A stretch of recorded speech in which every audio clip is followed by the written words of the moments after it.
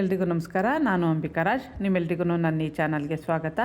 ನಾನಿವತ್ತು ಸಿಂಪಲ್ಲಾಗಿ ಒಂದು ಸೂಪ್ ಮಾಡ್ತಾಯಿದ್ದೀನಿ. ಒಂದು ಪಾತ್ರೆನ ಕಾಯಲಿಕ್ಕಿಟ್ಟು ಅದಕ್ಕೆ 300 ml ನೀರು ಹಾಕ್ತಿದ್ದೀನಿ. ಸುಮಾರು 2 ಲೋಟದಷ್ಟಿದೆ ಈ ನೀರು. ನೀರು ಸ್ವಲ್ಪ ಬಿಸಿ ಆಗಲಿ. ಬಿಸಿ ಆದಮೇಲೆ ಇದಕ್ಕೆ ಸಣ್ಣದಾಗಿ ಕಟ್ ಮಾಡ್ಕೊಂಡಿರೋ 100 ಗ್ರಾಮ್ನಷ್ಟು ಬೀನ್ಸ್ ಹಾಕ್ತಾಯಿದ್ದೀನಿ. ಮತ್ತು ಇದಕ್ಕೆ ಸಣ್ಣದಾಗಿ ಕಟ್ ಮಾಡಿಟ್ಟಿರೋ 100 ಗ್ರಾಮ್ನಷ್ಟು ಕ್ಯಾರೆಟ್ ಹಾಕ್ತಾಯಿದ್ದೀನಿ. ಇದು ಪೂರ್ತಿ ಬೇಯೋದು ಬೇಡ, ಒಂದು ಅರ್ಧದಷ್ಟು ಬೆಂದರೆ ಸಾಕು. ಈ ಥರ ಸೂಪ್ಗಳನ್ನ ರಾತ್ರಿ ತುಂಬ ಹಶ್ವಾಗಿಲ್ದಾಗ ಕುಡಿದು ಮಲಗಲಿಕ್ಕೆ ಚೆನ್ನಾಗಿರುತ್ತೆ, ಆರೋಗ್ಯವಾಗೂ ಇರುತ್ತೆ ಮತ್ತು ಹೊಟ್ಟೆ ತುಂಬ್ದಂಗೂ ಆಗುತ್ತೆ. ನೋಡಿ, ಅರ್ಧ ಬೆಂದಿದೆ ಈಗಿದು. 100 ಗ್ರಾಮ್ನಷ್ಟು ಅವರೆಕಾಳನ್ನು, ಅಂದರೆ ಹಸಿ ಅವರೆಕಾಳನ್ನ ತೊಗೊಂಡು ಅದನ್ನು ಕುಕ್ಕರ್ನಲ್ಲಿ 1 ವಿಷಲ್ ಬೇಯಿಸಿದ್ದೆ. ಅದನ್ನು ಈಗ ಇದರೊಳಗೆ ಹಾಕ್ತಾಯಿದ್ದೀನಿ. ಬೆಂದಿರೋ ನೀರು ಜೊತೆಯಲ್ಲೇ ಇದನ್ನು ತರಕಾರಿ ಜೊತೆ ಮಿಕ್ಸ್ ಮಾಡ್ತಾಯಿದ್ದೀನಿ. ಅವರೆಕಾಳನ್ನು ಡೈರೆಕ್ಟಾಗಿ ಬೇಯಿಸೋಕೆ ಹೋದರೆ ತುಂಬ ಟೈಮ್ ತೊಗೊಳುತ್ತೆ, ಹಾಗಾಗಿ ಇದನ್ನು ಕುಕ್ಕರ್ನಲ್ಲಿ ಬೇಯಿಸ್ಕೊಂಡಿದ್ದೆ. ಈಗ ಇದಕ್ಕೆ ಒಂದು 50 ಗ್ರಾಮ್ನಷ್ಟು ಎಲೆಕೋಸನ್ನು ಸಣ್ಣದಾಗಿ ಕಟ್ ಮಾಡಿ ಹಾಕ್ತಾಯಿದ್ದೀನಿ. ಇದಕ್ಕೆ ಕೊತ್ತಂಬರಿ ಸೊಪ್ಪನ್ನ ಬೇಯಬೇಕಾದ್ರೆ ಹಾಕಿದರೆ ಅದ್ರ ಸ್ಮೆಲ್ ಒಂಥರ ಚೆನ್ನಾಗಿ ಬರುತ್ತೆ, ಹಾಗಾಗಿ ಒಂದು ಇಡಿಯಷ್ಟು ಕೊತ್ತಂಬರಿ ಸೊಪ್ಪನ್ನು ಕಟ್ ಮಾಡಿ ಹಾಕ್ತಾಯಿದ್ದೀನಿ. ಈಗ ಇದಕ್ಕೆ ರುಚಿಗೆ ಬೇಕಾದಷ್ಟು ಉಪ್ಪು ಹಾಕಬೇಕು. ನಾನಿಲ್ಲಿ 1 ಟೀ ಸ್ಪೂನ್ನಷ್ಟು ಉಪ್ಪು ಹಾಕ್ತಿದ್ದೀನಿ. ಉಪ್ಪಿನ ಜೊತೆ ಈ ತರಕಾರಿ ಎಲ್ಲ ಸ್ವಲ್ಪ ಹೊತ್ತು ಬೇಯಲಿ.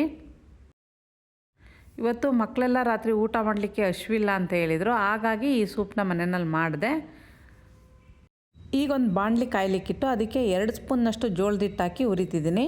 ಜೋಳದ ಹಿಟ್ಟು ಇಲ್ಲ ಅಂದರೆ ಗೋಧಿ ಹಿಟ್ಟು ಅಥವಾ ಅಕ್ಕಿ ಹಿಟ್ಟನ್ನು ಉಪಯೋಗಿಸ್ಬೋದು. ಇವು ಯಾವುವು ಬೇಡ ಅಂದರೆ ಕಾರ್ನ್ಫ್ಲೋರ್ನ ಉಪಯೋಗಿಸ್ಬೋದು. ಕಾರ್ನ್ಫ್ಲೋರ್ನ ಬಿಸಿ ಮಾಡೋದು ಬೇಡ, ಹಾಗೆ ಸ್ವಲ್ಪ ನೀರು ಹಾಕಿ ಕಲಸಿ ಕುದೀತಾ ಇರೋ ಸೂಪಿಗೆ ಹಾಕಿದರೆ ಸಾಕು. ಹಿಟ್ಟು ಸ್ವಲ್ಪ ಬಿಸಿಯಾಗಿದೆ, ಈಗ ಇದು ತಣ್ಣಗಾಗಲಿ. ಈ ಹಿಟ್ಟನ್ನು ಡೈರೆಕ್ಟಾಗಿ ಬೇಯ್ತಿರೋ ತರಕಾರಿಗೆ ಹಾಕಿದರೆ ಗಂಟಾಗುತ್ತೆ, ಹಾಗಾಗಿ ಇದು ತಣ್ಣಗಾದ್ಮೇಲೆ ಇದಕ್ಕೆ ಸ್ವಲ್ಪ ನೀರು ಹಾಕ್ಕೊಂಡು ಕಲಿಸ್ಕೊತಾ ಇದ್ದೀನಿ. ಸ್ವಲ್ಪನೇ ನೀರು ಹಾಕ್ಕೊಂಡು ಗಂಟಿಲ್ದಂಗೆ ಕಲಿಸ್ಕೋಬೇಕು. ಸೂಪಲ್ಲಿ ಈ ಥರ ಯಾವುದಾದ್ರು ಒಂದು ಹಿಟ್ಟನ್ನು ಹಾಕೋದ್ರಿಂದ ಸೂಪು ತಿಕ್ಕಾಗಿ ಬರುತ್ತೆ. ಈಗ ತರಕಾರಿ ಎಲ್ಲ ಹದವಾಗಿ ಬೆಂದಿದೆ. ತುಂಬ ಮೆತ್ತಗೆ ಸೂಪ್ನಲ್ಲಿ ತರಕಾರಿ ಬೆಂದಿದ್ರೆ ಚೆನ್ನಾಗಿರಲ್ಲ, ಹಾಗಾಗಿ ತಿನ್ನೋ ಹದಕ್ಕೆ ಕರೆಕ್ಟಾಗಿದ್ದರೆ ಸಾಕು. ಈಗ ತರಕಾರಿ ಬೆಂದಿದೆ, ಇದಕ್ಕೆ ಸ್ವಲ್ಪ ಖಾರಕ್ಕೆ ಪೆಪ್ಪರ್ ಪೌಡ್ರ್ ಹಾಕ್ತಿದ್ದೀನಿ. ನಾನು ಪೆಪ್ಪರ್ನ ಮನೆಯಲ್ಲೇ ಮಿಕ್ಸಿನಲ್ಲಿ ಸ್ವಲ್ಪ ಪುಡಿ ಮಾಡಿ ಇಟ್ಕೊಂಡಿರ್ತೀನಿ, ಅದನ್ನು ಹಾಕ್ತಿದ್ದೀನಿ. ಈ ಪೆಪ್ಪರ್ ಪೌಡ್ರು ಸ್ವಲ್ಪ ಘಾಟಿದೆ, ಅಂದರೆ ಸ್ಟ್ರಾಂಗ್ ಇದೆ. 1.5 ಟೀ ಸ್ಪೂನ್ನಷ್ಟು ಪೆಪ್ಪರ್ ಪೌಡ್ರ್ ಹಾಕಿದ್ದೀನಿ. ಈಗ ಹಿಟ್ಟನ್ನು ಕಲಸಿ ಲಿಕ್ವಿಡ್ ಮಾಡಿದ್ನಲ್ಲ ಅದನ್ನು ಹಾಕ್ತಾಯಿದ್ದೀನಿ.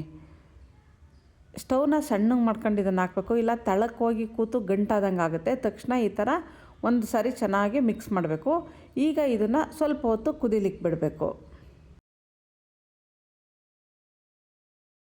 ಇದು ತುಂಬ ಹೊತ್ತು ಕುದಿಯೋದು ಬೇಡ, ಒಂದು ಕುದಿ ಬಂದರೆ ಸಾಕು. ನೋಡಿ, ಕುದೀತಾ ಇದೆ. ಈಗ ಈ ಸೂಪಿನ ಹದ ನೋಡ್ತಾ ಇದ್ದೀನಿ. ಸ್ವಲ್ಪ ತಿಕ್ಕಾಗಿದೆ, ಎಲ್ಲ ಚೆನ್ನಾಗಿ ಹೊಂದ್ಕೊಂಡಿದೆ. ಈ ಅದಕ್ಕೆ ಇದ್ದರೆ ಸೂಪ್ ಕುಡಿಲಿಕ್ಕೆ ಚೆನ್ನಾಗಿರುತ್ತೆ. ನಾನು ಇದರಲ್ಲಿ ಬೆಣ್ಣೆ ಎಣ್ಣೆ ಏನನ್ನೂ ಉಪಯೋಗಿಸಿಲ್ಲ.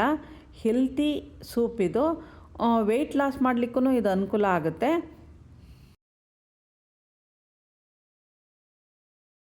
ಈ ಸೂಪು ನಿಮಗೆಲ್ಲ ಇಷ್ಟ ಆಗ್ಬೋದು. ಇಷ್ಟ ಆಗುತ್ತೆ ಅಂತ ಅಂದ್ಕೊಂಡಿದ್ದೀನಿ. ಇಷ್ಟ ಆದರೆ ಲೈಕ್ ಮಾಡಿ, ಶೇರ್ ಮಾಡಿ. ನನ್ನ ಚಾನಲ್ಗೆ ಇನ್ನೂ ಯಾರು ಸಬ್ಸ್ಕ್ರೈಬ್ ಆಗಿಲ್ವೋ ಅವ್ರು ಸಬ್ಸ್ಕ್ರೈಬ್ ಆಗಿ. ನೋಡಿ, ಈಗ ಇದಕ್ಕೆ 1 ಹೋಳನಷ್ಟು ನಿಂಬೆ ರಸ ಹಾಕ್ತಿದ್ದೀನಿ. ಇದು ಒಂಥರ ಹುಳಿಯಾಗಿ ಖಾರ ಉಪ್ಪು ಎಲ್ಲ ಬಿಸಿ ಬಿಸಿಯಾಗಿ ತುಂಬ ಚೆನ್ನಾಗಿರುತ್ತೆ ತಿನ್ನೋಕ್ಕೆ. ಅದು ಚಳಿಗಾಲದಲ್ಲಂತೂ ಅದ್ಭುತವಾಗಿರುತ್ತೆ. ಅವರೆಕಾಳು ಸೀಸನ್ನಲ್ಲಿ ಅವರೆಕಾಳು ಹಾಕಿ ಮಾಡ್ಕೊಂಡ್ರೆ ಚೆನ್ನಾಗಿರುತ್ತೆ. 1 ಬಟ್ಲು ತಿಂದರೂ ಸಾಕು, ಹೊಟ್ಟೆ ತುಂಬೋಗ್ಬಿಡುತ್ತೆ. ಊಟನೇ ಬೇಕು ಅಂತ ಅನಿಸಲ್ಲ, ಅಷ್ಟು ಚೆನ್ನಾಗಿರುತ್ತೆ. ನೀವು ನಿಮ್ಮ ಮನೆಯಲ್ಲಿ ಮಾಡ್ಕೊಂಡು ನೋಡಿರಿ. ಇಷ್ಟ ಆದರೆ ಲೈಕ್ ಮಾಡಿ, ಶೇರ್ ಮಾಡಿ. ನಮಸ್ತೆ.